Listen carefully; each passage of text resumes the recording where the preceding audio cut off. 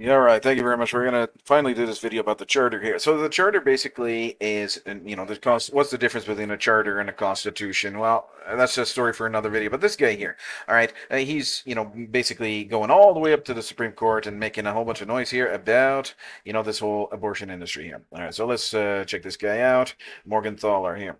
And if you're interested in this kind of stuff here, it's very very lengthy. Right, you're gonna have a long winded, whole bunch of pages here, blah blah blah blah blah blah blah blah blah blah blah. And if you're interested in reading that, I mean, you can check it out on Canadian Legal Information Institute if you're interested. And we're up to page 60s. It's still not done. 70s, 80s. It keeps on going here.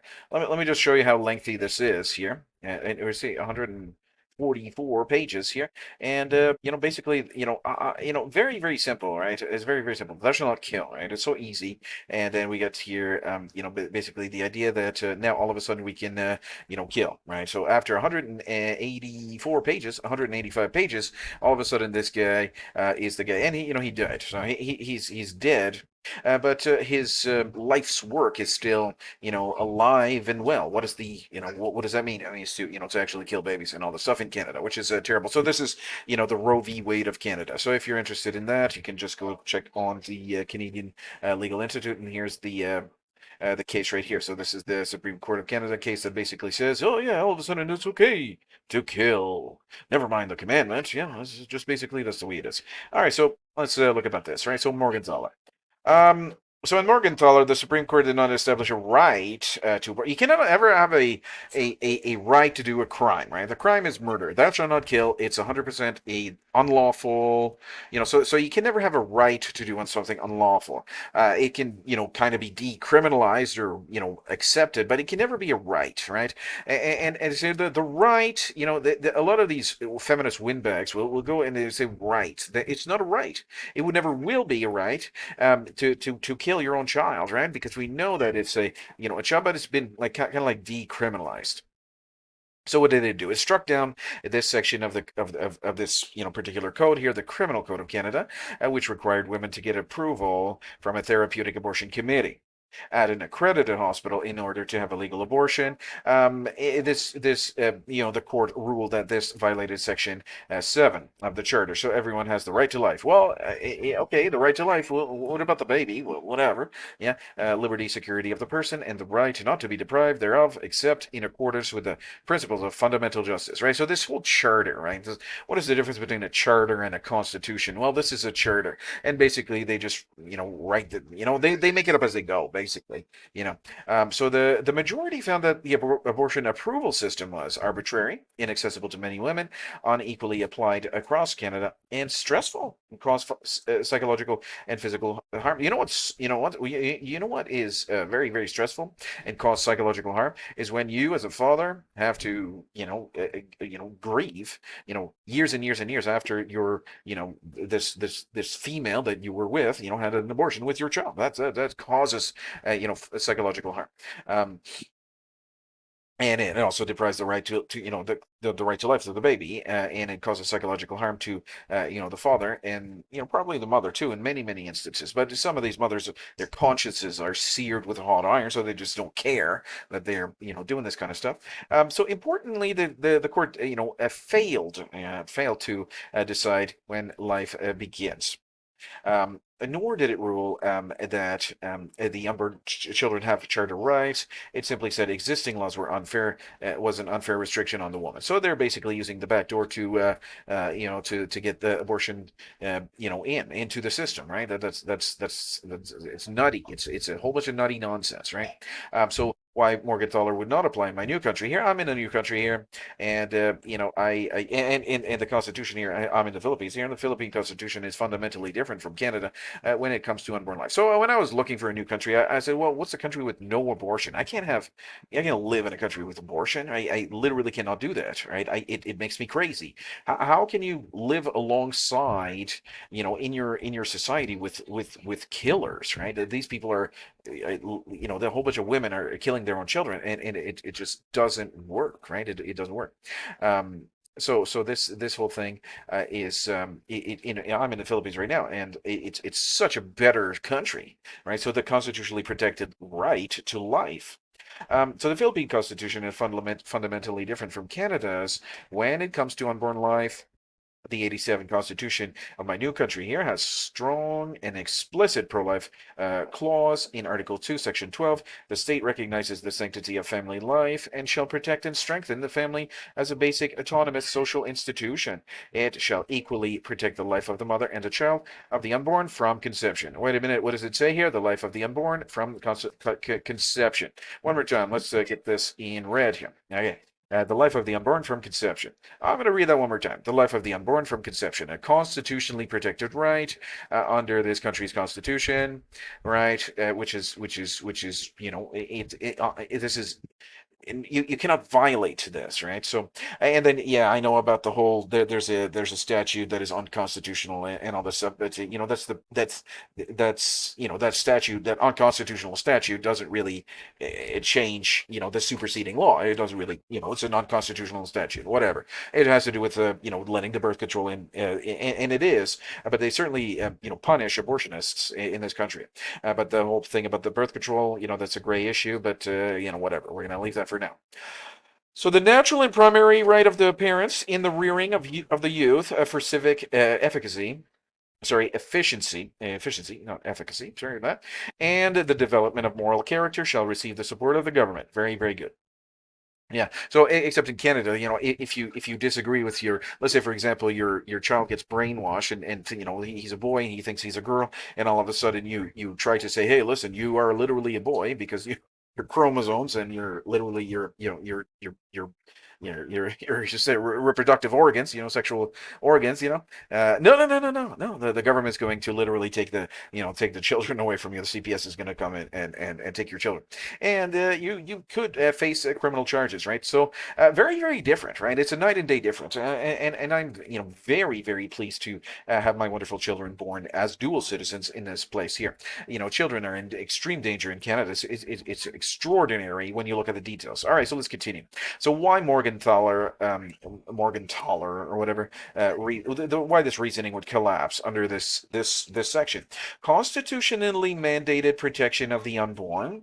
Unlike Canada, my new country's constitution explicitly requires the state to protect the unborn from the moment of conception, not viability, not implantation or birth, right?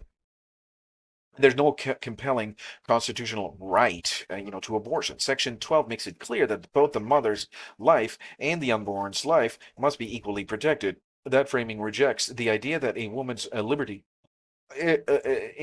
interest, the liberty interest alone, could override the child's right to life, right? So that's, there's no, that's foolish.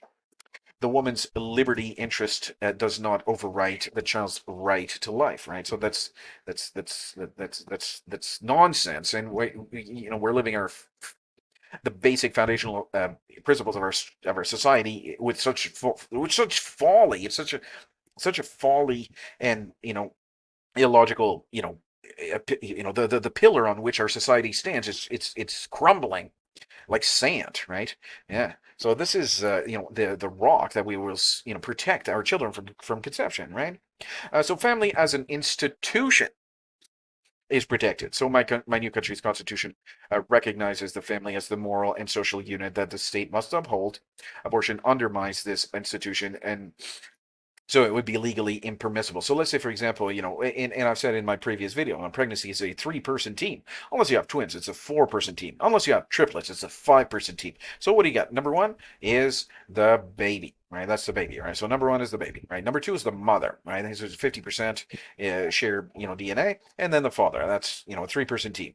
Right, unless it's twins, right? Two people are the twins, right? Or if it's triplets, right? If you're lucky enough to like the triplets, that would be great. That's a 5-person team, right? A pregnancy is at least a 3-person team. So none of this woman only type deal, right? The woman is pregnant. No, no, no. There's a new baby being conceived inside of the mother. That is 50% from, the mother's DNA and 50% from the father's DNA, right? This is a 3-person team. Okay. So then after that, the woman can a third, one third of this team can basically go to the government and say, listen, I just want to kill this baby, and the government is not going to, care about what the father's going to say. They don't care about that because it's a woman's right. First of all, no, it's not a right, right? It's a decriminalization, or it makes it legally permissible because it struck down a criminal violation, right? Because of this guy, this Morgentaler guy. Um, a moral and natural law framework. So the legal system of my new country, while influenced by Western models, remains strong elements of natural law and Christian moral teaching. These recognize the unborn child as a person, right, from conception.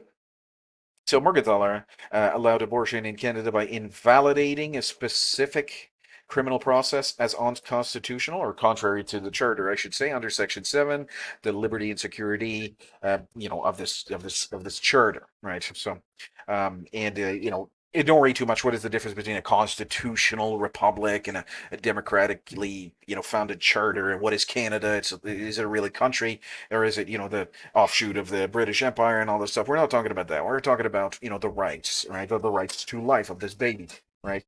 And how that the convenience of a mother will somehow override the right to a baby, simply and arbitrarily, because of the early stage of development. It doesn't make any sense, right? So the ruling left Canada with no federal law on abortion. The ruling left Canada with no federal law on abortion, a situation unique in the developed world. And in contrast, my new country's constitution explicitly predicts unborn life from conception, which renders Morgentaler Morgentaler reasoning unworkable and unconstitutional in the Philippine legal and moral context. So it's a much more civilized society here in the Philippines, and in the charter, I'm going to say it outright, they're a bunch of savages, right? 100% savages, right? Yeah, absolutely, right? If you're making a legal or advocacy case in my new country, right?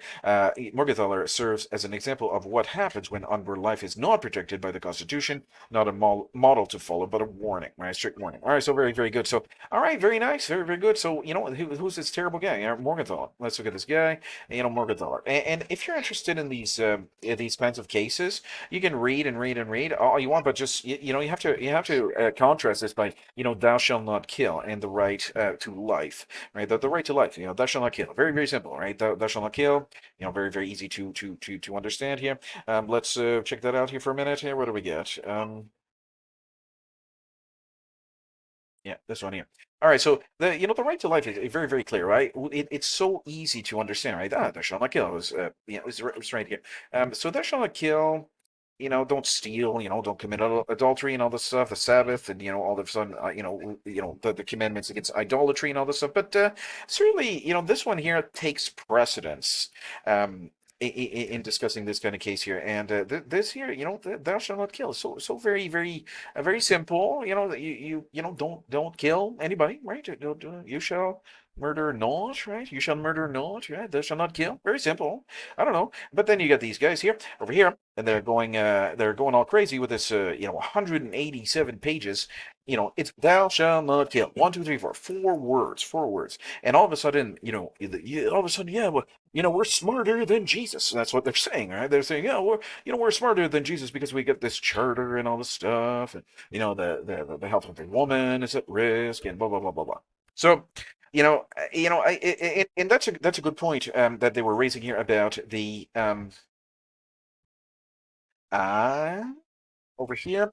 The the therapeutic abortion committee, right? So earlier there was an abortion committee, like a lot of not a lot of countries, but some countries will have this abortion committee, and it will be decided on a case by case basis. Certainly not upon because the woman wants to have a bikini body for the summer, right? That's nonsense, right? This is absolute nonsense, right? So this committee here, it was at least let's say for example the child is viable, and there's no justifiable reason that the woman wants to kill the baby, right? Why are we going to do that? Well, it'd be folly and shameful to actually do that. But no, for no reason, any reason, and no reason or any reason, it's okay. That's the way it is now because of this guy here, Morgenthaler. Thank you very much for tuning in. I'll see you in the next video.